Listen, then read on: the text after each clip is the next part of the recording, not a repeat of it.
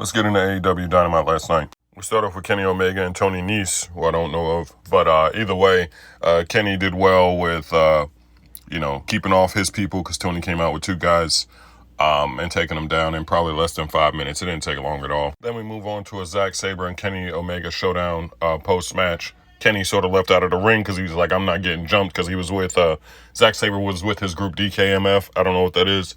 But either way, he got out. Then the Bucks came and Cornball Jack Perry was with him too to give him backup. They had a little exchange. That was it. Death Riders and Brodito cooked. Loved this match. Had many funny moments, especially when Brody King did the Macarena. Garcia somewhat got jealous, did his old dance, only to get chest slapped by both Bandito and Brody King. Mox sort of run into a wall with Brody King, man. He was not easy to take down at all, and he barely moved him. The barking exchange between Brody King and Marina Shafir was hilarious. Marina Shafir at one point tried to, interfere with the match, but then she caught Bandito's suplex, which was hilarious, man. Brodito walked away victorious. Great match.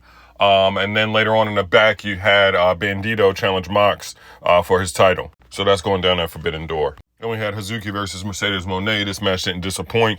Mercedes Moné seemed to have it in the beginning, but Hazuki, quickly got her win back and was taking it to Moné. Now, that statement maker, man, that shit looked painful. The first time it was done on Hazuki, I was like, man, don't tap.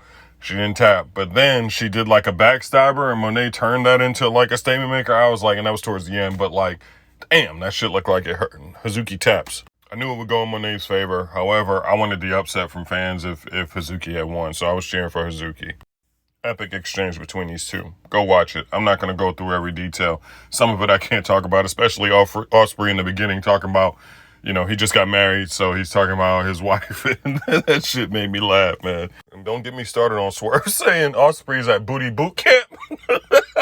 This actually started with a promo in the beginning with, MJF going after the Don Callis family, picking out who he wanted. And he sort of skipped over Andrade, which was crazy because Andrade was looking all types of crazy in the back like he wanted to smack him in the mouth.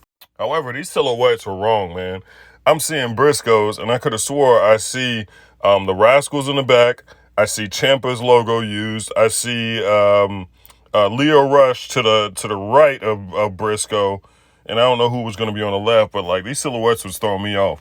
Anywho, you had MJF, you had Andrade, Kyle Fletcher, Doyle, Okada and Kevin Knight. And then for Briscoe, you had the conglomeration, of course, Roderick Strong, Kyle O'Reilly, Orange Cassidy, Takeshita, and Darby Allin.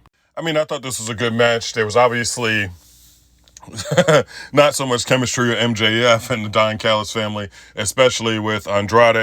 Then you had Kevin Knight at one point and Kyle Fletcher going at it for no reason. Just too many chiefs, I guess, in the group. But overall, it was a good match.